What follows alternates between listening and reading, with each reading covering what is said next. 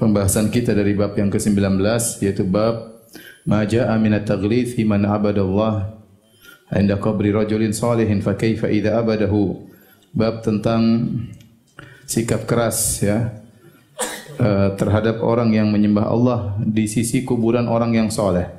Bagaimana lagi jika menyembah penghuni kubur tersebut. Pada pertemuan yang terakhir kita telah menyebutkan beberapa hadis yang berkaitan dalam bab ini dan masih ada beberapa hadis lagi yang akan kita bacakan pada kesempatan kali ini. Jadi Al-Imam Muhammad bin Abdul Wahhab rahimahullahu taala telah membahas tentang bahayanya sikap al-ghulu fi salihin. Berlebih-lebihan terhadap orang saleh. Karena ini merupakan salah satu dari dzari'ah ila syirk, yaitu sarana yang bisa mengantarkan kepada kesyirikan. Kemudian beliau menjelaskan di antara bahwasanya bentuk-bentuk al-ghulu fi salihin, berlebih-lebihan terhadap orang saleh itu banyak. Namun di antara yang berbahaya adalah berlebih-lebihan pada kuburan orang saleh. Berlebih-lebihan pada kuburan orang saleh. Karena sikap berlebih-lebihan terhadap kuburan orang saleh ini bisa mengantarkan dan banyak terjadi akhirnya mengantarkan orang terjerumus dalam kesyirikan. Kita lanjutkan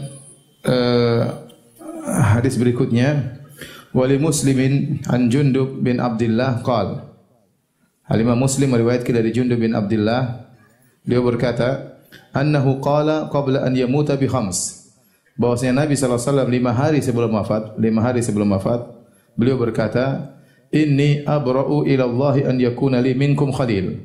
Aku berlepas diri kepada Allah kalau ada khalil bagiku di antara kalian, yaitu aku tidak punya kekasih yang mencapai derajat khullah, derajat kekasih yang tertinggi dari umat manusia. Kenapa? Kata Nabi, fa inna Allah Ta'ala qad ittakhadhani khalila kama ittakhadha Ibrahim khalila. Karena Allah telah mengangkatku sebagai khalil Allah.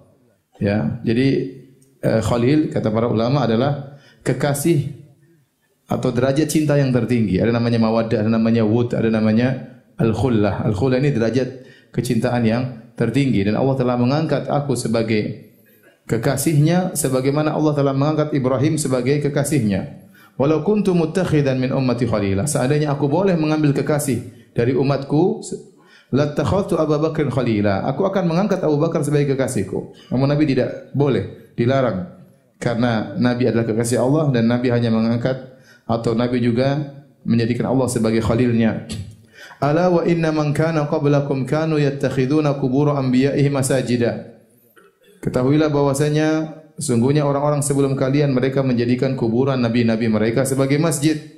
Ala fala tattakhidul qubur masajid. Maka janganlah kalian menjadikan kuburan-kuburan sebagai masjid-masjid. Fa inni anhaakum an dzalik, karena aku melarang kalian untuk melakukan hal tersebut.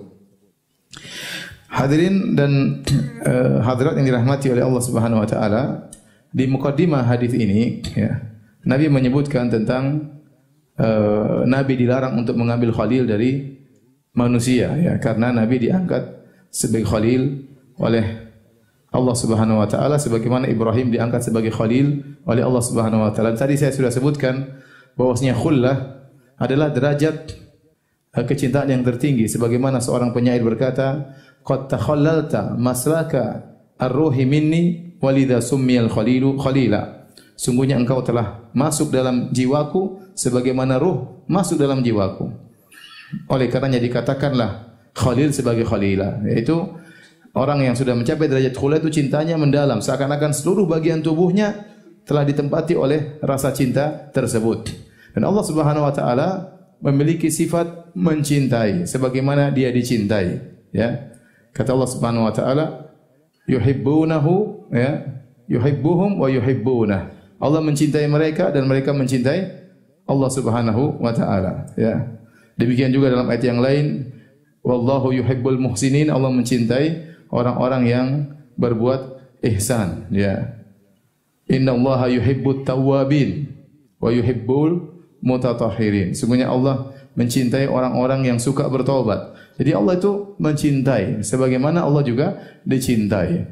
Tatkala seorang hamba mengetahui bahwasanya Tuhannya, Rabbnya, bisa mencintai hambanya, ini membuat dia semakin cinta kepada Allah Subhanahu wa taala karena dia berharap bisa dicintai oleh Rabbnya. Maka dia berusaha melakukan hal-hal yang bisa mendatangkan kecintaan Allah kepadanya. Nah, kalau Tuhannya sudah mencintainya, tentu apa lagi yang diharapkan? Tidak mungkin Tuhan akan mengadab hambanya yang dia cintai. Apakah kalau Anda mencintai seseorang Anda akan menyiksanya, Anda akan menyakiti hatinya? Tentu tidak. Karena seorang berusaha mencapai derajat agar dia dicintai oleh siapa? Allah Subhanahu wa taala. Karenanya tatkala orang-orang Yahudi mengaku mereka kekasih-kasih Allah, kata Allah, wa qalatil yahudu wan nasara nahnu abna'ullahi wa ahibba'uh.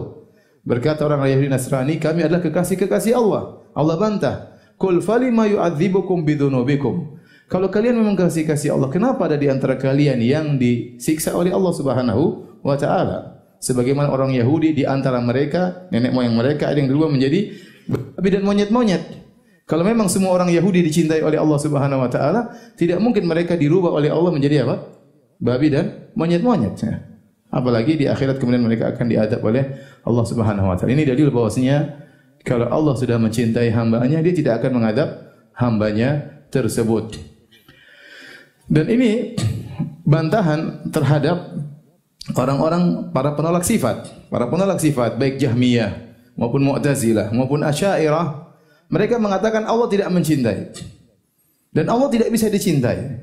Mereka mengatakan kalau Allah mencintai berarti Allah seperti manusia. Allah juga tidak bisa dicintai. Kata mereka, innallaha la yuhibbu wa la yuhab. Allah tidak mencintai dan Allah tidak dicintai. Dan ini pembahasan yang berbahaya. Bagaimana Allah tidak mencintai? Dalam Al-Quran banyak Allah menyebutkan Allah mencintai. Nah, mereka akan mentakwilkan maksudnya mencintai adalah begini-begini. Kata mereka Allah tidak rahmat. Ya. Kalau rahmat itu menunjukkan lemahnya hati, mereka mengkiaskan Allah dengan manusia sehingga mereka tolak ya sifat rahmat dari Allah Subhanahu wa taala. Ya, mereka mengatakan maksudnya Allah menghendaki kebaikan bagi hambanya ya. Mereka tolak sifat rahmat, mereka tolak sifat cinta. Ya, dan ini asal muasal syubhat ini adalah yang dilontarkan oleh Ja'ad bin Dirham ya, yang dia mengingkari bahwasanya Allah mengangkat Ibrahim sebagai kekasihnya. Oleh karena disebutkan dalam tarikh bagaimana Ja'ad bin Dirham ya pernah dibunuh oleh khalifah atau khalifah yang bernama Khalid Al-Qasri.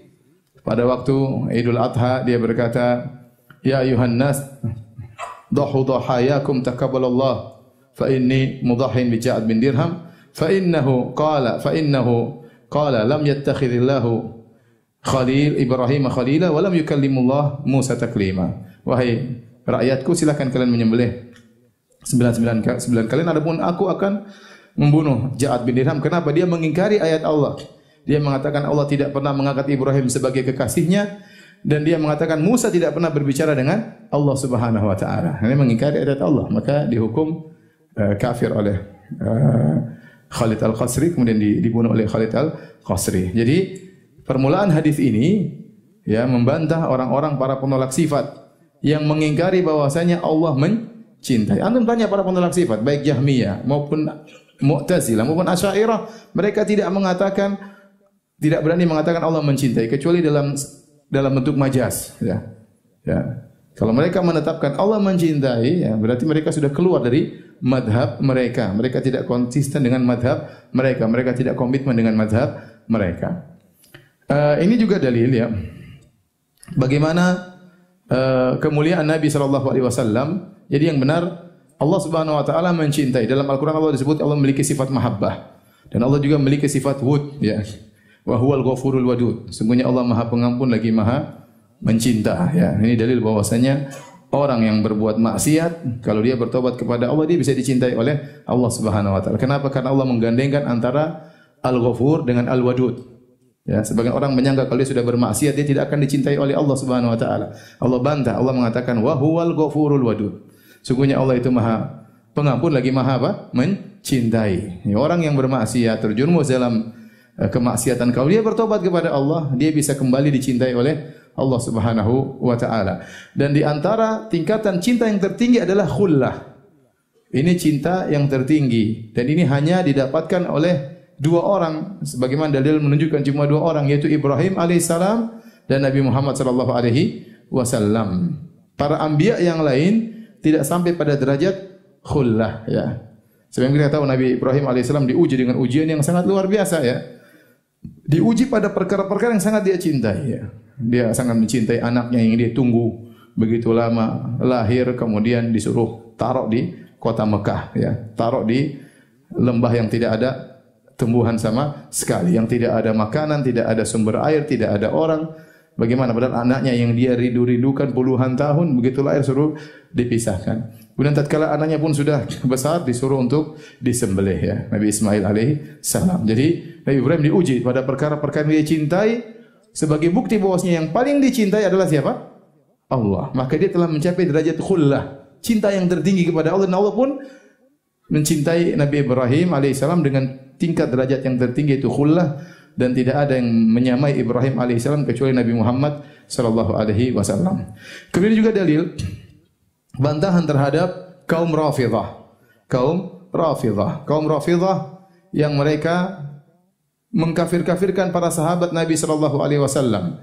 Kerjaan mereka adalah mencaci maki para sahabat. Bahkan mereka menganggap mencaci maki para sahabat adalah ibadah, qurbah, mendekatkan diri mereka kepada Allah Subhanahu wa taala. Setiap saat, setiap waktu mereka mencela para sahabat. Bahkan sekarang ini jam berapa ini?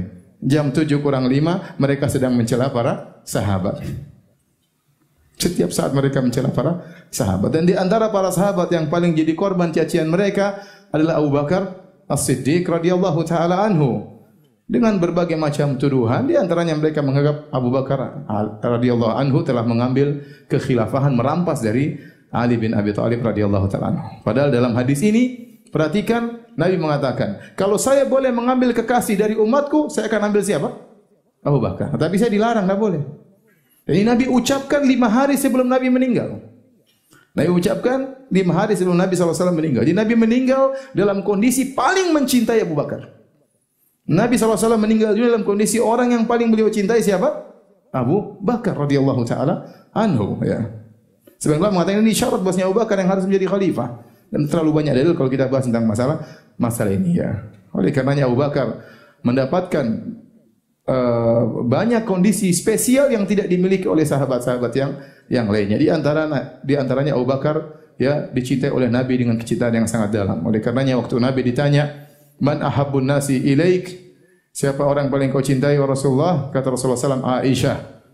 Wa minar rijal, lelaki yang paling kau cintai? Kata Nabi, Abu Bakar radhiyallahu taala anhu, ya. Abu Bakar radhiyallahu taala anhu. Kemudian Abu Bakar radhiyallahu anhu, ya, dialah yang paling berjasa membantu Nabi dari sisi harta di awal dakwah. Makanya Nabi berkata, "Ma nafa'ani malun qat, ma nafa'ani malu Abi Bakrin." Tidak pernah harta bermanfaat bagiku seperti manfaatnya hartanya Abu Bakar dalam membantu dakwah. Kenapa? Karena Abu Bakar membantu Nabi di awal-awal dakwah. Kalau sekarang banyak orang membantu untuk Islam, banyak orang menyumbang. Tetapi tatkala di awal dakwah, siapa yang membantu Nabi sallallahu alaihi wasallam? Abu Bakar radhiyallahu taala anhu. Abu Bakar radhiyallahu anhu satu-satunya sahabat yang tatkala dia ditawarkan Islam langsung dia terima. Ya, kata Nabi sallallahu alaihi wasallam, "Ma aratul Islam ala ahadin illa kanat lahu kabwah illa Abu Bakrin."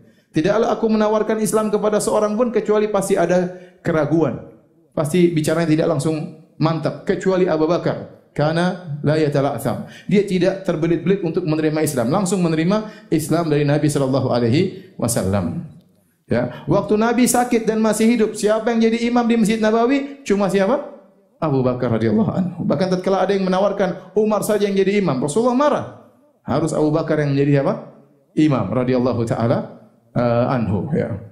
Kemudian tatkala perang Badar, siapa yang menemani Nabi berdoa di Arish?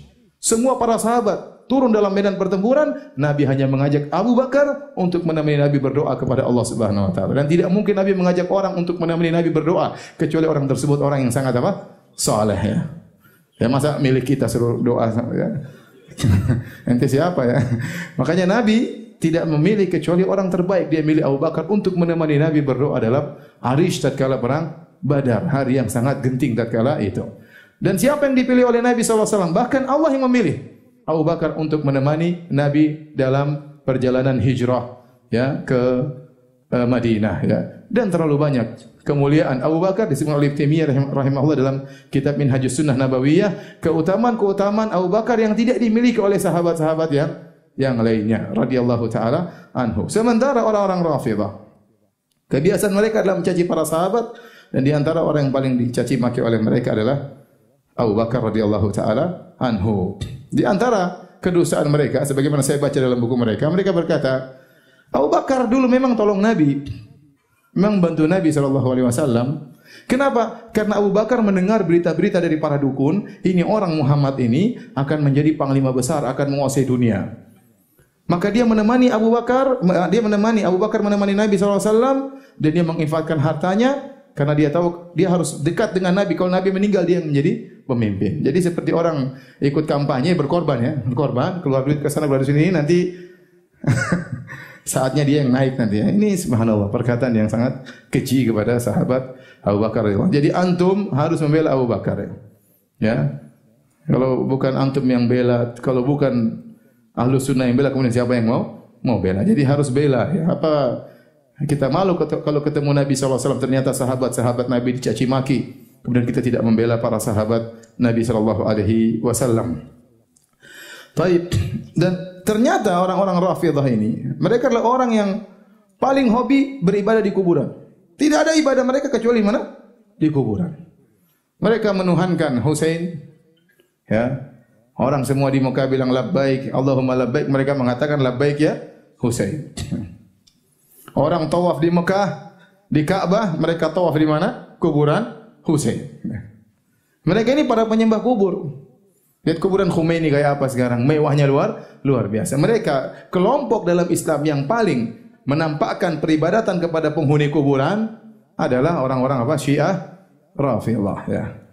Ahlus Sunnah wal Jamaah, orang Islam tidak. Orang Islam menyembah Allah Subhanahu wa taala. Tidak ada yang berhak disembah di alam semesta ini, tidak ada yang berhak disembah. Siapapun dia. Karena semuanya adalah makhluk. Malaikat Jibril tidak berhak untuk disembah. Nabi Muhammad SAW tidak boleh disembah. Siapa yang menyembah Nabi Muhammad, kafir, keluar dari Islam. Nabi Isa alaihissalam tidak berhak disembah. Dia manusia, Rasul sebagaimana yang lainnya. Diutus. Kalau dia Tuhan, ngapain dia utus ya? Dia diutus. Dia bawa kitab suci sebagaimana nabi-nabi yang lainnya. Kalau dia Tuhan, tidak perlu bawa kitab suci, langsung ngomong langsung. Ya tidak? Kenapa dia bawa kitab suci Injil? Apa bedanya dengan nabi-nabi yang lain? Tidak boleh disembah. Ya. Orang soleh, ya, para sunan, para kiai, wali-wali tidak boleh disembah. Yang disembah hanya boleh siapa? Allah Subhanahu wa taala. Apalagi hewan disembah. Apalagi hewan disembah. Ada sebagian tempat ya yang mereka menuhankan hewan ya. Kalau antum pergi ke warung, ini bukan di Indonesia, di luar negeri ya. Kalau pergi ke warung, terkadang mereka menipu kaum muslimin, tulis di warung mereka ayat-ayat Al-Quran. Orang menyangka itu warungnya orang muslim. Karena bisa jadi dia jual barang-barang yang haram, yang tidak halal bagi kaum muslimin. Ya. Kalau teman-teman di sana, Ustaz kalau mau bedakan, tanya, jual daging sapi enggak? Kalau enggak ada sate sapi atau enggak ada daging sapi, jangan makan ya. Karena sebagian mereka menuhankan apa? Sapi. Masa daging Tuhan dimakan? Apalagi kulit sapi rambak, nggak mungkin dijual di situ. Ini kulit Tuhan dimakan, repot. Jadi tidak ada yang berhak disembah kecuali siapa? Allah Subhanahu wa taala. Baik. Kemudian Nabi SAW berkata di akhir hadis, "Ala wa inna man kana qablakum kanu yattakhiduna qubur anbiya'ihim masajida." Ketahuilah orang-orang sebelum kalian dahulu mereka menjadikan kuburan nabi-nabi mereka sebagai masjid, sebagai tempat ibadah.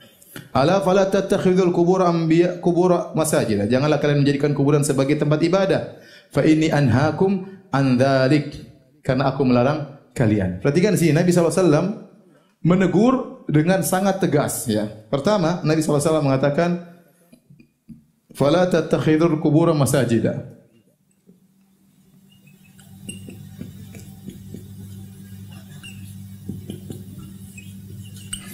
Artinya janganlah kalian menjadikan kuburan sebagai masjid. Sebagai masjid. Masjid maksudnya sebagai apa? Tempat apa? Ibadah ya. Tempat salat. Kemudian setelah itu kata Nabi, fa inni anhaakum an dzalik. Fa inni anhaakum an dzalik.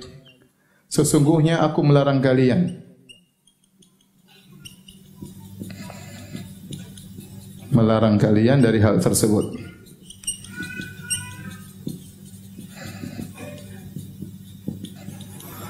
Kalau Nabi mengatakan janganlah kalian, ini sudah lanahiyah, larangan ini, larangan. Seandainya Nabi tidak mengatakan ini sudah cukup. Sungguhnya aku melarang kalian melakukan hal tersebut. Tidak perlu kata para ulama sebenarnya. Karena Nabi mengatakan janganlah kalian menjadikan kuburan sebagai masjid, ini sudah dipahami oleh pendengar bahwa ini larang, paham? Tapi ternyata Nabi tambah lagi, fa ini sungguhnya aku melarang kalian. Berarti larangan di atas apa? Larangan. Berarti Nabi SAW serius. Sampai pada Nabi SAW kebiasaan Nabi adalah beliau jami'ul kalim, ya, hanya berbicara sedikit, maknanya dalam. Tetapi dalam hal ini Nabi menekankan larangan tersebut. Berarti bukan larangan biasa-biasa, larangan yang berat. Menjadikan kuburan sebagai masjid larangan yang berat karena dia sarana yang mudah mengantarkan orang untuk menyembah penghuni kubur. Dan ini yang kita lihat sekarang, betapa banyak orang minta kepada penghuni kubur, betapa banyak orang mendapatkan kekhusyuan tatkala di kuburan yang tidak dia dapatkan tatkala di masjid. Betapa banyak orang merasa kalau di dekat kuburan orang soleh doanya akan dikabulkan yang tidak dia merasakan hal tersebut tatkala dia beribadah di masjid, di rumah Allah Subhanahu wa taala. Betapa sering dia merasa bahwasanya kesulitannya akan hilang yang itu tidak pernah dia rasakan tatkala di masjid. Ya. Oleh karenanya kita perlu ingat ini larangan ditekankan oleh Nabi sallallahu alaihi wasallam. Kemudian perhatikan ya. Setelah itu Syekh Muhammad Wahab rahimahullah berkata, "Faqad naha anhu fi akhir hayatihi." Nabi telah melarang hal ini menjadikan kuburan sebagai masjid di akhir hayatnya. Ini 5 hari sebelum beliau meninggal. Tsumma annahu la'ana wa huwa fi siyaq min man fa'alahu. Kemudian Nabi tatkala akan di sakaratul maut. Sebagaimana hadis yang telah lalu, tatkala Aisyah berkata, "Lamma nuzila bi Rasulillah." Tatkala datang sakaratul maut kepada Nabi. Kemudian Nabi dalam kondisi setengah mati, dia mengatakan, "Laknatullah 'alal yahudi wan nasara." Semoga Allah melaknat orang Yahudi Nasrani, mereka menjadikan kuburan nabi-nabi mereka sebagai masjid. Jadi Nabi SAW 5 hari sebelum meninggal, Nabi tekankan tidak boleh jadikan kuburan sebagai apa? Masjid. Tatkala fisiyak, tatkala mau meninggal dunia, Nabi juga menekankan hal tersebut. Ya. Kemudian wassalatu indaha min dzalik. Dan termasuk larangan kuburan dijadikan masjid adalah meskipun tidak dibangun masjid, tapi salat itu juga tidak diperbolehkan, ya. Wa illam yubna masjid, meskipun tidak dibangun masjid. Wa huwa makna qauliha khusyiya an yuttakhadha masjidan. Ya, Nabi dikubur di rumahnya, dikhawatirkan kalau dikuburkan di luar akan dijadikan apa? Masjid, maksudnya akan dijadikan tempat salat. Fa inna sahabata lam yakunu liyabnu haula qabri masjidan wa kullu mawdhi'in qusidati salatu fihi faqad ittukhidha masjida bal kullu mawdhi'in yusalla fihi yusamma masjidan. Jadi beliau menjelaskan bahwasanya semua tempat yang dijadikan untuk salat disebut dengan apa? Masjid. Dalilnya apa? Dalilnya dalam hadis kata Nabi sallallahu alaihi wasallam, "Wa ju'ilat liyal ardu masjidan wa tahura." Telah diberikan kepadaku bahwasanya setiap bumi boleh dijadikan masjid, maksudnya boleh salat di situ. Kata sebagian ulama berbeda dengan umat-umat terdahulu. Umat-umat terdahulu mereka hanya boleh beribadah di tempat-tempat ibadah, kuil-kuil mereka, biya wa sawami. Adapun umat Islam dimanapun mereka mendapatkan waktu salat, mereka boleh salat dimanapun selama itu bumi Allah. Makanya dikatakan wa ju'ilat liyal ardu masjida wa tahura. Allah telah menjadikan bumi sebagai tempat masjid, maksudnya tempat apa? Salat dan untuk bersuci, untuk bisa bertayamum. Jadi semua tempat yang dijadikan tempat salat namanya apa? Masjid. Kenapa? Waktu Nabi SAW meninggal dunia, ini sisi pendalilannya, perhatikan di sini. Saya ingin menjelaskan penjelasan Syekh Muhammad Wahab rahimahullah taala. Waktu Nabi meninggal, kata Aisyah, "Laula dzalik la abrazu atau la ubriza qabruhu." Kalau bukan peringatan Nabi tentang bahaya menjadikan kuburan sebagai masjid, tentu kuburannya akan dikubur, Nabi akan dikubur di Baqi misalnya. Apakah terbetik dari benak kita bahwasanya para sahabat akan bangun masjid di Baqi? Nabi dua kemungkinan, dikubur di rumah atau dikubur di Baqi'. Apakah terpikirkan oleh para sahabat akan bikin? Tidak ada yang bikin masjid di Baqi'. Ada Masjid Nabawi dekat situ, hanya beberapa langkah sudah sampai di mana, di Baqi'. Tetapi kalau salat di situ dijadikan tempat salat sangat mungkin, paham? Tidak ada yang berani bikin Masjid Nabawi kemudian bikin masjid lagi di kuburan Nabi. Tidak ada, tidak mungkin. Tetapi yang dikhawatirkan dijadikan sebagai tempat apa? Salat. Oleh karenanya para hadirin, saya ingin jelaskan tentang bahwasanya kuburan bukan tempat apa? Ibadah, bukan tempat salat. Ya.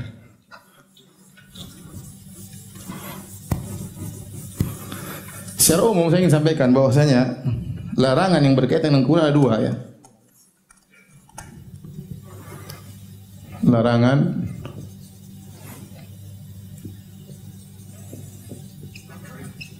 berkaitan dengan kuburan ada dua ya. Pertama ya, larangan meninggikan kuburan.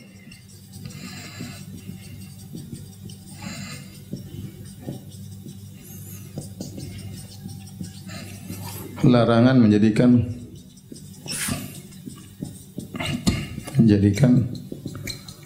kuburan sebagai masjid.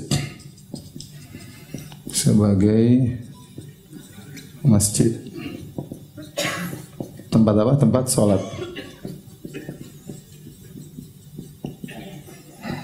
Adapun larangan meninggikan kuburan sebagian dalam hadis dalam Sahih Muslim kata Ali bin Abi Thalib kepada Abu Hayyaj, ala aba'athuka ala ma ba'athni Rasulullah sallallahu tada qabran musyrifan illa sawaitahu. Ya. Nabi pernah mengatakan kepada Ali, la tada qabran musyrifan illa sawaitahu. Wala ya kata Nabi sallallahu alaihi wasallam, jangan kau biarkan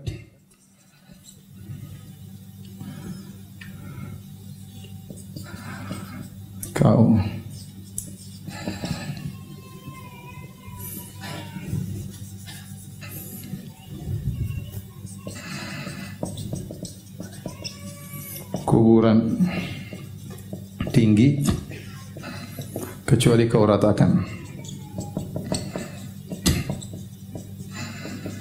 Ini wasiat Nabi kepada Ali bin Abi Thalib radhiyallahu taala. Seandainya wasiat ini dilakukan oleh seorang yang keturunan Ali bin Abi Thalib dan keturunan Nabi SAW, sungguh indah ya. Yang paling utama melakukan wasiat ini adalah para keturunan siapa? Nabi SAW dan para keturunan Ali bin Abi Thalib.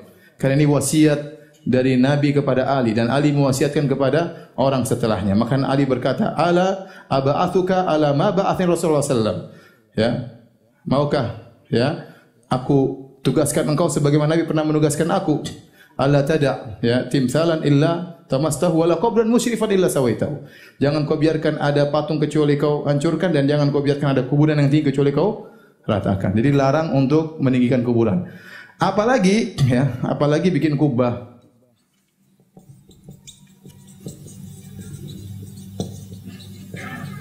Ini tentunya tidak boleh. Oleh karenanya Ibnu Hajar Al-Haytami berfatwa larang agar kubah yang dibangun di atas kuburan Masjid Imam Syafi'i harusnya dibongkar, kata Ibnu Hajar Al-Haytami, salah seorang ulama besar di mazhab Syafi'i, dan ini saya nukil dalam buku saya, mazhab Syafi'i yang ditinggalkan. Tapi yang larangan kedua, menjadikan kuburan sebagai masjid. Dalilnya banyak, dalil yang tadi ya.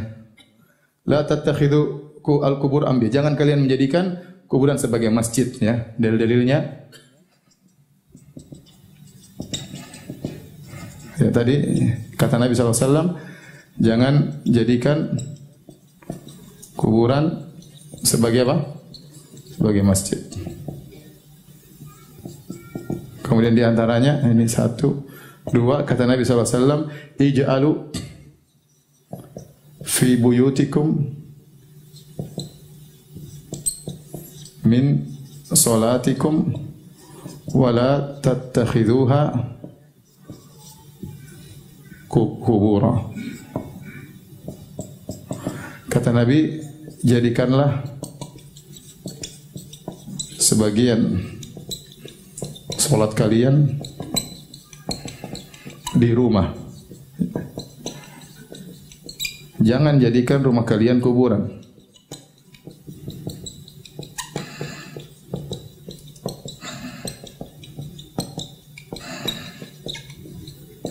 Ya, antum tidak akan dapatkan dalam agama lain yang begitu ketat dalam masalah tauhid.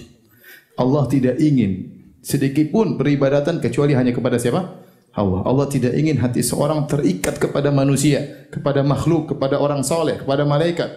Semua hati harus terikat kepada Allah Subhanahu wa taala. Tidak akan dapatkan kecuali dalam Islam yang begitu detail menjaga masalah apa? Tauhid. Perhatikan di sini kata Nabi, jadikanlah sebagian salat kalian di rumah. Jangan kalian jadikan rumah kalian sebagai apa? Kuburan. Dipahami oleh para ulama, berarti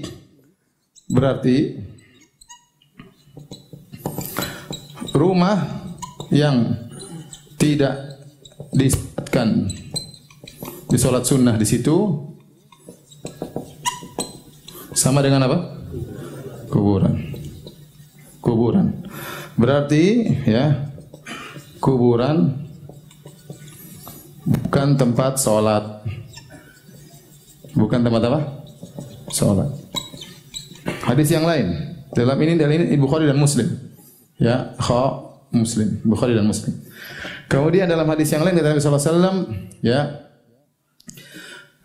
la taj'alu buyutakum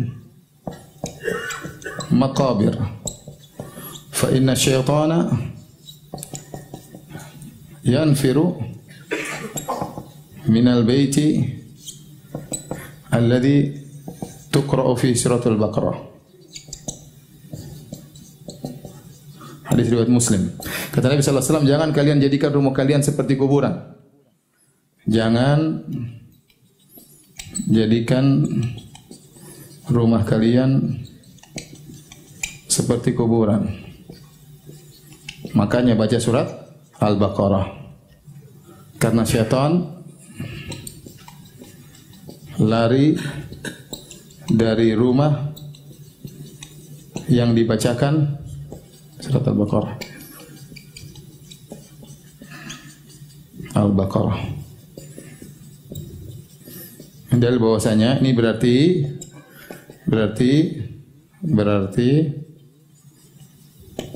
kuburan bukan tempat apa? Ibadah, bukan tempat baca Quran. Baik. Di antara bentuk ya larangan menjadikan kuburan sebagai masjid ya. Bentuk-bentuknya ya.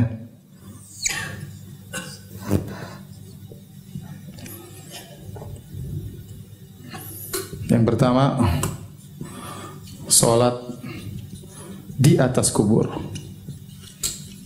Terus ini ada kuburan, salat langsung itu, enggak boleh lah. Langsung jadi kuburan tempat apa? Salat. Berarti menjadikan kuburan sebagai tempat apa? Salat.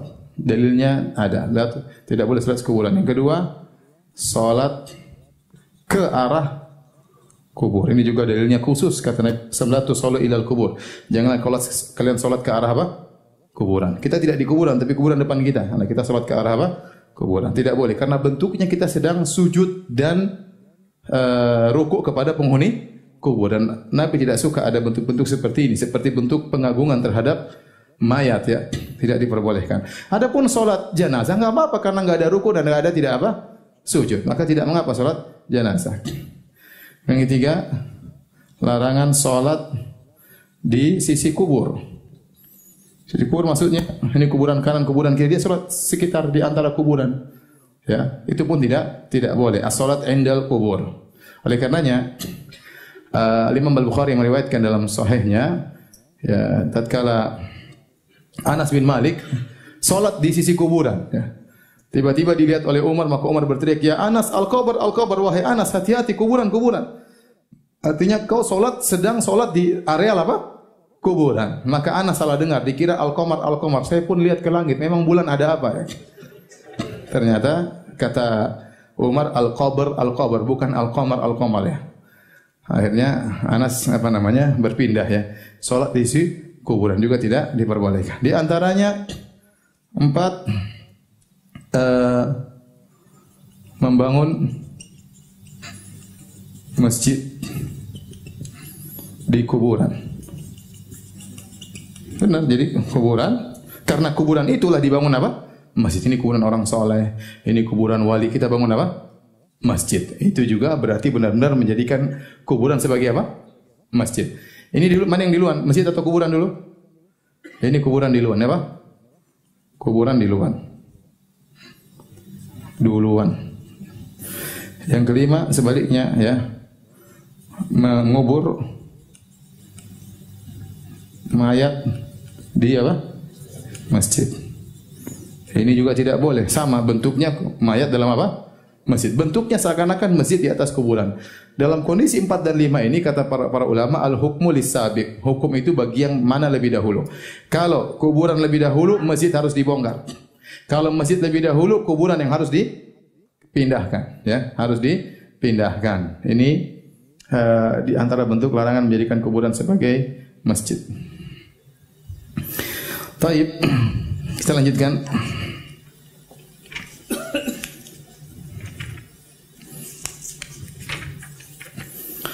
Hadis yang terakhir, ya. Hadis yang terakhir.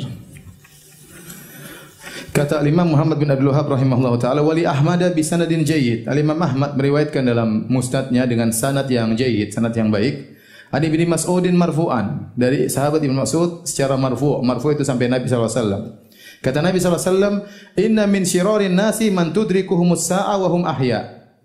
Di antara orang-orang terburuk, orang-orang yang masih hidup tatkala tiba hari kiamat. Ini orang paling buruk. Yang kedua, orang-orang yang paling buruk, walladzina yattakhiduna al-qubura masajida. Orang-orang yang menjadikan kuburan sebagai masjid. Ini mengerikan, ya. Nabi menggandengkan tentang Nabi berikan predikat orang-orang terburuk. Yang pertama, orang-orang yang tiba hari kiamat mereka masih hidup. Kenapa? Karena hari kiamat tegak di zaman super rusak, puncak-puncaknya kerusakan. Sampai disebut bagaimana Ka'bah Ka'bah akhirnya dibongkar oleh seorang dari Habasyi yang sangat lemah, kakinya cacat, ya, kurus, tapi dia bisa membongkar Ka'bah dan tidak ada yang menghalangi. Kenapa? Karena Ka'bah sudah tidak ada yang tawaf, tidak ada yang haji, sudah tidak diagungkan, maka tidak ada yang bela, maka dia bisa hancurkan Ka'bah tersebut di puncak-puncak kerusakan. Ini tanda-tanda hari kiamat. Kemudian disebutkan bahwasanya akan ada ruh, ya, tidak akan tegak hari kiamat kecuali sudah tidak lagi yang mengatakan Allah Allah, ya. Tidak ada yang mengucapkan la ilaha illallah. Berarti sudah hancur-hancurnya. Di akhir hari kiamat, penghujung hari kiamat, Allah mengirimkan angin rih yang akan mencabut nyawa-nyawa orang yang beriman. Tinggal orang-orang yang buruk. Nah, inilah orang-orang yang buruk itu, yang tegak hari kiamat mereka masih hidup, itu orang-orang yang terburuk. Kemudian ini jenis pertama. Jenis kedua, orang yang terburuk adalah orang-orang yang menjadikan kuburan sebagai masjid. Bayangkan, mengerikan. Ini dosa tidak sembarangan. Menjadikan kuburan sebagai masjid, ini dosa besar. Bahkan sampai Nabi menggandengkan orang-orang yang membuat kuburan sebagai masjid, digandengkan dengan orang-orang yang buruk yang tegak hari kiamat mereka masih hidup. Kemudian datang sebagian dai-dai yang menggambarkan bahwanya semakin Anda beribadah di kuburan, semakin dekat kepada Allah. Semakin Anda salat di kuburan, semakin mengagungkan para penghuni kubur, semakin dekat dengan Allah, semakin dikabulkan, semakin tinggi kedudukannya di sisi Allah, semakin tinggi surganya. Sementara Nabi mengatakan mereka adalah syirarul khalq, orang-orang yang terburuk. Ini hadis-hadis mau dikemanakan seperti ini. Semuanya pakai logika. Kalau kamu begini, logikanya begini. Ini hadis-hadis mau dikemanakan. Larangan-larangan seluruhnya mau dikemanakan. Sampai ada sebagian yang menulis, ya, tentang, ya, disunahkan menjadikan kuburan sebagai masjid. Bayangkan. Ya. Bukan melarang lagi, bahkan dianjurkan. Ini orang tidak mengerti tentang tauhid. Jadi ini semua dalil-dalil menegaskan akan bahayanya menjadikan kuburan sebagai masjid, karena itu wasilah, sarana yang akhirnya menjadikan orang menyembah penghuni kubur, tawakalnya kepada penghuni kubur, ya. Kemudian saya ketemu kawan saya, 20 tahun saya tidak ketemu. Teman SMP, saya baru ketemu setelah 23 tahun kalau tidak salah. Kemudian kita ngobrol, dia cerita kemarin ada orang sampai jauh-jauh pergi ke kuburan, bersafar sampai minta cuti. Kuburan orang soleh, pingin minta di sana. Dia ngajak saya, hai fulan, ayo kita ke kuburan orang soleh sana. Cuti kerjaan, kemudian biayanya banyak sampai jauh. setengah mati ngantri, mungkin ratusan ribu orang, mungkin jutaan orang. Teman saya dengan fitrahnya dia tidak ngaji. Dia bilang saya enggak masuk, saya mau cuti. Kemudian ya kata dia, gimana kalau ente bangun malam sepertiga malam doa sama Allah, kan gampang. Tidak perlu cuti. Bangun sepertiga malam terakhir, berwudu, sholat, berdoa, selesai. Mau safar jauh-jauh sampai jauh-jauh ke sana, nangis-nangis di sana, ente nangis di tengah malam. Apa susahnya? Islam susah begitu kan? Baik. Jadi ini kita selesai dari bab ini. Sekarang saya akan membahas beberapa syubhat ya yang berkaitan dengan masalah ini ya. Masih ada waktu ya? Ini sudah ya? Sudah dihapus.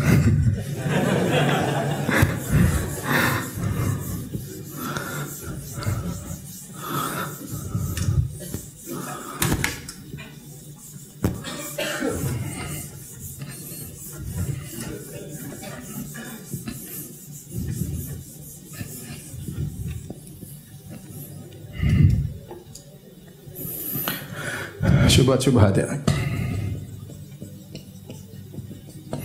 Yang pertama, kata mereka,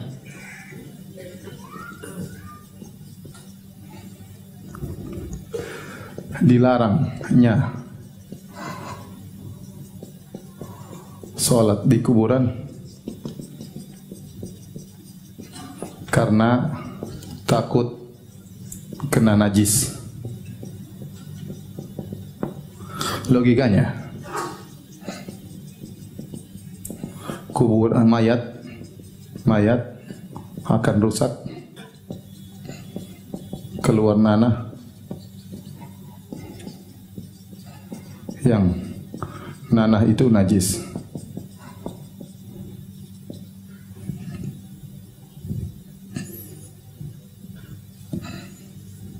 Ini benar disebutkan dalam sebagian buku-buku fikih, dalam fikih Hambali, dalam fikih Syafi'i. Ada yang beberapa demikian. Ini salah ya. Pendapat ini salah. Jadi kata mereka orang dilarang sholat di kuburan karena tempat itu ternajisi. Tempat itu ternajisi. Bantahannya, pertama, siapa bilang nanah itu najis?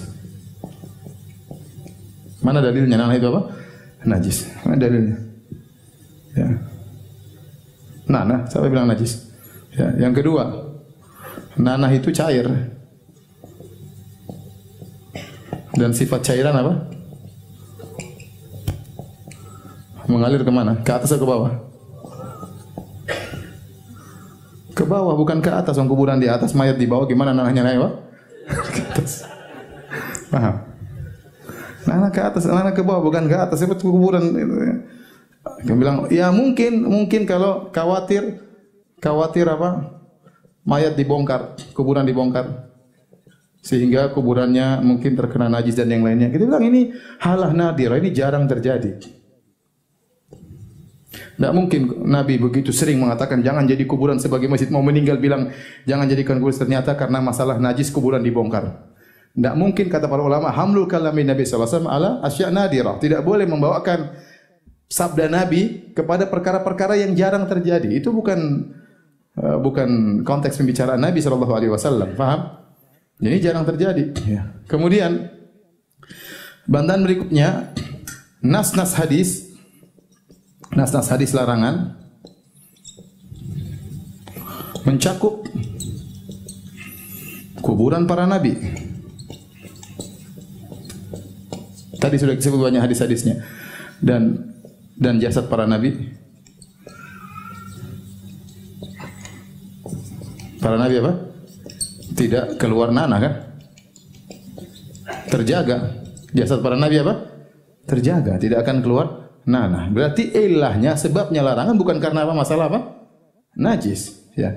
Dan Nabi tidak pernah, Nabi sallallahu alaihi wasallam tidak pernah menyebutkan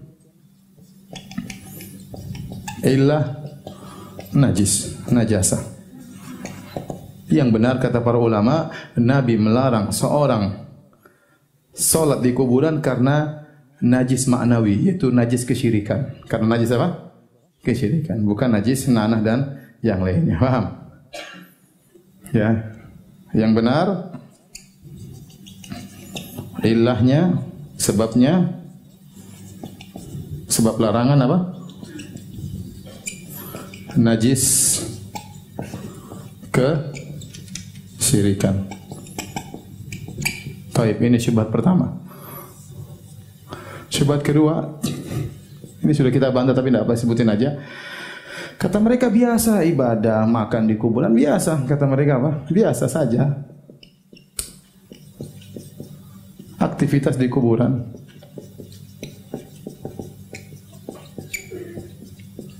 Makan, ya. Tidur, sholat. Dalilnya apa? Dalilnya Aisyah tinggal di kuburan. 3 kubur. Kuburan siapa? Nabi SAW, Abu Bakar dan Umar. Bantahannya gampang. Bantahan sudah kita jelaskan pada pertemuan yang lalu. Ya, kita sudah gambarkan bahwasanya posisi kuburan seperti ini, ya, dibagi 2. Sinilah posisi apa? Kuburan, ya. Kemudian Aisyah tinggalnya sebelah sini. Jadi terpisah ini ruang Aisyah. Ini ruang kuburan. Makanya Al-Qasim bin Muhammad, ponakannya Aisyah, dia ingin lihat kuburan Nabi, maka dia datang kepada bibinya. Wahai bibiku, aku ingin lihat kuburan ini. Maka dibukalah fakasyafatis sitar. Dibukalah sitar baru bisa lihat apa? Kuburan. Berarti memang antara Aisyah dengan kuburan areal yang berbeda. Kan? Namun hanya saja Nabi memang dikubur di rumah karena sebagaimana kita jelaskan yang lalu, Nabi harus dikubur di tempat dia meninggal dunia. Paham? Ya. Bukan Aisyah kemudian nongkrong di sini. Ya. Entah. Paham? Taib. Syubhat yang ketiga. Ini sudah kita jelas tapi kita ulangi lagi ya. Taib. Azan dulu.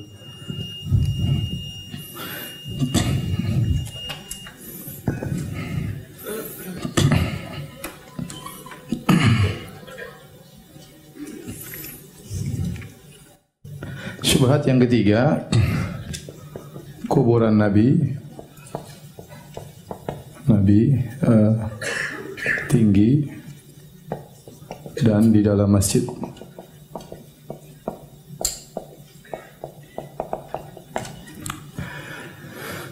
Bantahan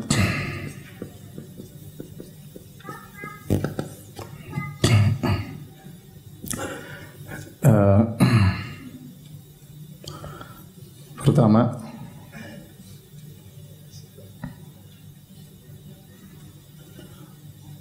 ya, Masjid Nabawi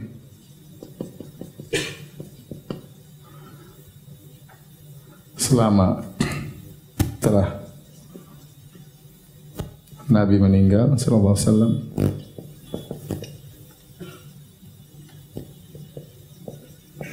selama 80 tahun tidak mengalami perluasan sebelah kiri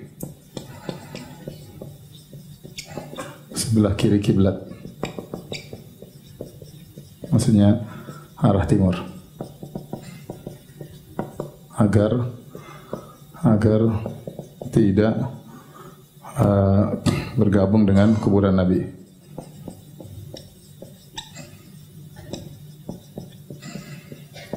Jadi di zaman Nabi mengadakan perluasan. Di zaman Abu Bakar, di zaman Umar, Abu Bakar tidak ada perluasan.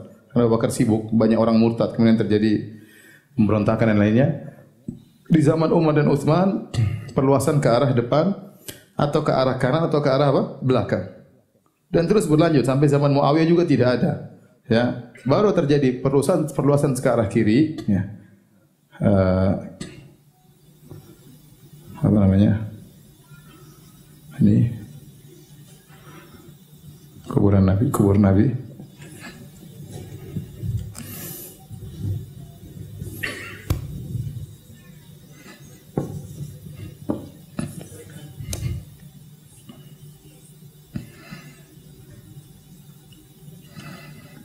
Ya.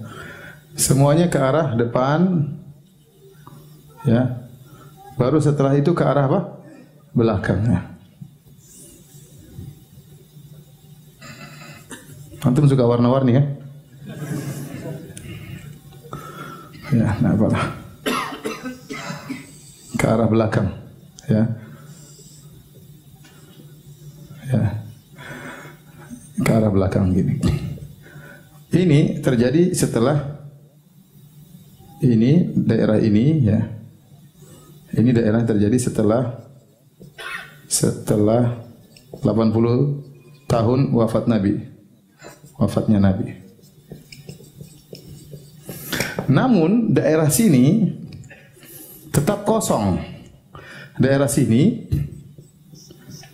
ini tidak pernah dijadikan bangun untuk apa? Salat. Masjid. Di sini tidak pernah dijadikan tempat sholat. Tidak ada masjidnya. Masjid. Areal ini terjaga. Hanya di belakang sinilah yang kemudian kita jelaskan kemarin dibuatlah tembok segi apa? 5 dan yang lainnya ya.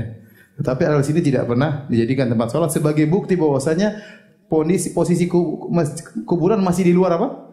Di masjid ya. Untuk menjaga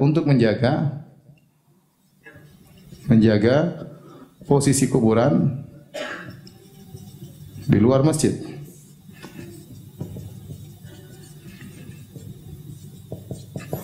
Kemudian setelah 1200 tahun,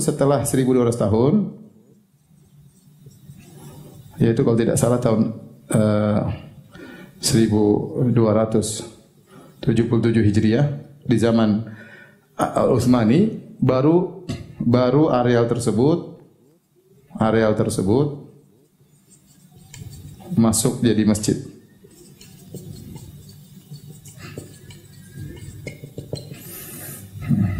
Nah, tatkala masjid sudah dibangun juga sebelah sini, nah seakan-akan kuburan dalam apa? Masjid. Paham? Jadi kondisi masjid masuk di areal kuburan masuk dalam masjid itu sebenarnya jauh baru saja terjadi. Karena waktu terjadi perluasan 80 tahun setelah Nabi meninggal, terjadi perluasan sebelah kiri, tapi di sini masih tidak dijadikan areal untuk apa? Ibadah. Ya. Kemudian di pemerintah Arab Saudi terjadi perluasan, tetap di sini dijaga tidak di apa? Meskipun ada areal masjid, tapi tidak ada yang sholat di situ. Untuk menjaga bentuk kuburan masih di luar apa? Masjid.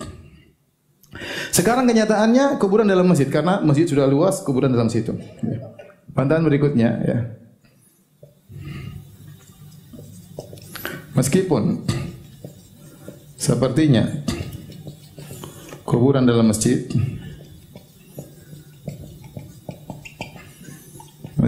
tapi dia tidak mengambil hukum masjid. Dia bukan bagian dari masjid. Saya contohkan sederhana, misalnya ada Budi dan Agus ya. Budi beli tanah. Di tanah tersebut, dekat tanah tersebut ada rumahnya Agus. Ternyata Budi beli tanah lagi. Mulailah tanah tersebut lewat sebelah kanan rumahnya Agus. Kemudian dia beli lagi. Ternyata lewat belakang rumahnya Agus. Dia beli lagi sampai nutup rumahnya Agus.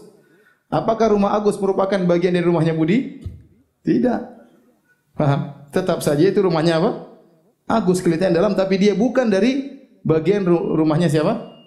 Budi. Paham? Budi dan Agus ya. Lanjut berikutnya ya.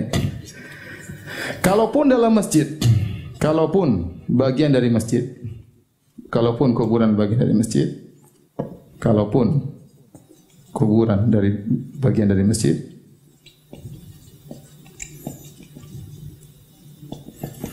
maka tidak boleh dikiaskan, tidak boleh dikiaskan dengan kuburan dan masjid yang lain.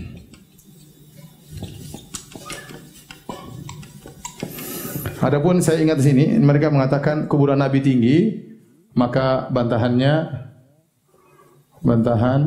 yang ditinggikan itu rumah Aisyah. adalah apa? Rumah Aisyah, dan rumah asalnya tinggi enggak apa-apa. Enggak apa-apa, itu bukan kuburan. Itu kuburan di situ tidak tinggi. Yang kubur ditinggikan rumahnya siapa?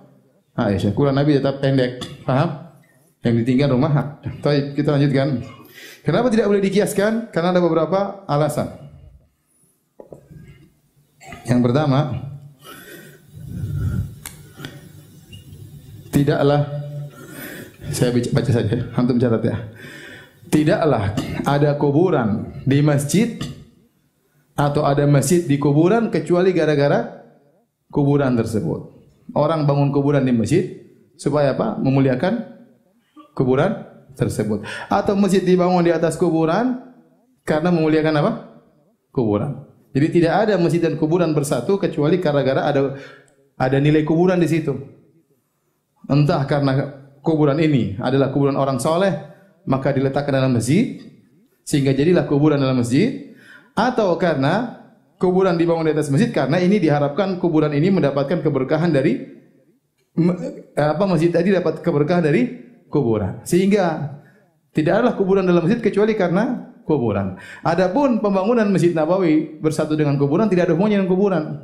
Masjid sudah ada sebelum ada kuburan, dan Nabi waktu dikubur di rumah juga bukan karena masjid, tidak ada hubungan. Karena dia meninggal di rumahnya siapa? Aisyah radhiyallahu anha. Setelah 80 tahun baru kemudian masjid terjadi penyatuan. Asalnya tidak ada. Nabi dikubur situ bukan karena masjid, dan masjid dibangun bukan karena kuburan Nabi. Faham? Maka tidak bisa dikiaskan dengan kuburan dan masjid yang ada. Tanya kuburan itu kenapa masjid bukan kuburan? Oh, itu kuburan orang soleh. Kok itu ada kuburannya? Oh, ini kuburan orang soleh. Sampai sebagian tempat dulu tidak ada kuburan, tahu-tahu sekarang muncul apa? Kuburan. Sampai sudah saya sampaikan, ada masjid sepi. Akhirnya ada yang kasih ide, Pak, kalau ingin masjidnya rame, pindahkan kuburan, taruh situ. Itu benar. Supaya kuburannya apa? Rame. Jadi ada kuburan di situ atau masjid di kuburan di masjid karena kuburan. Adapun yang terjadi pada Masjid Nabawi dan kuburan Nabi bukan karena, tidak ada hubungannya. Kuburan bukan karena masjid, masjid bukan karena apa?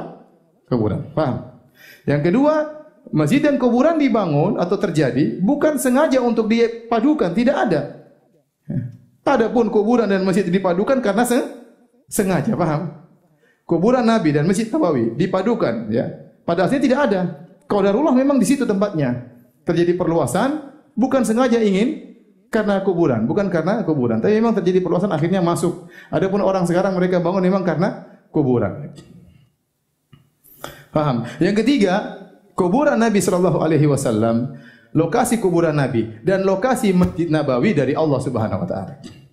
Taufik perintah dari Allah. Makanya waktu Nabi sallallahu alaihi wasallam pergi dari Masjid Kuba, dia bawa ontanya, kemudian diundang oleh orang-orang, mampirlah wahai Rasulullah. Rasulullah mengatakan, da'uha fa innaha ma'murah. Biarkan ontaku berjalan, dia sedang diperintah oleh Allah. Ontanya berjalan sampai menderem di lokasi tempat Masjid Nabawi. Jadi yang milih tempat lokasi siapa? Onta. Yang suruh onta siapa? Allah. Jadi yang pilih lokasi Masjid Nabawi siapa? Allah. Nabi meninggal juga, innal anbiya dufinu haitsu matu. Atau Nabi dufin haitsu yuqbad. Nabi dikubur di mana dia meninggal dunia. Ini hadis Nabi, berarti perintah Allah. Sehingga lokasi masjid kuburan Nabi tidak mungkin dipindahkan. Masjid Nabawi juga tidak mungkin dipindahkan. Adapun masjid dan kuburan yang lain bisa mengalami perubahan. Contoh, kuburan sudah ada, tahu-tahu bangun masjid, wajib kuburannya pindahin, bongkar, cari tempat lain. Enggak ada masalah karena bukan Allah yang suruh bikin situ. Sama, masjid juga sudah ada, tahu-tahu taruh kuburan, kuburannya wajib dipindahkan, enggak ada masalah. Tapi kalau kuburan Nabi yang suruh kubur situ siapa? Allah. Masjid Nabawi di situ lokasinya yang pilih siapa? Allah, sehingga tidak bisa dihiaskan. Terus kenapa Anda tidak berdalil dengan perbuatan Nabi sallallahu alaihi wasallam? Nabi tidak pernah sengaja menguburkan seorang di masjid. Nabi meninggal, Khadijah radhiyallahu anha meninggal atau tidak? Meninggal. Anak-anaknya, pamannya, Hamzah, sahabat-sahabat yang meninggal, tidak ada Nabi kemudian taruh di Masjid Nabawi. Biar apa? Berkah. Ini ruh syuhada. Enggak ada. Nabi tidak pernah melakukan itu semua. Paham? Tapi para sahabat setelah Nabi meninggal, mereka juga tidak ada kebiasaan mereka taruh mayat di mana? Di kuburan. Taruh bangun masjid di kuburan. Itu bukan kebiasaan para sahabat, bukan kebiasaan Nabi. Kenapa dalil dengan kejadian orang belakangan? Ya. Jadi tidak bisa dikiaskan antara kuburan Nabi dengan Masjid Nabawi dengan kuburan dan masjid-masjid yang lainnya. Faham insyaallah? Baik, demikian saja apa yang bisa saya sampaikan. Demikian subhanakallah bihamdik asyhadu alla ilaha illa anta astaghfiruka wa atubu ilaik. Assalamualaikum warahmatullahi wabarakatuh.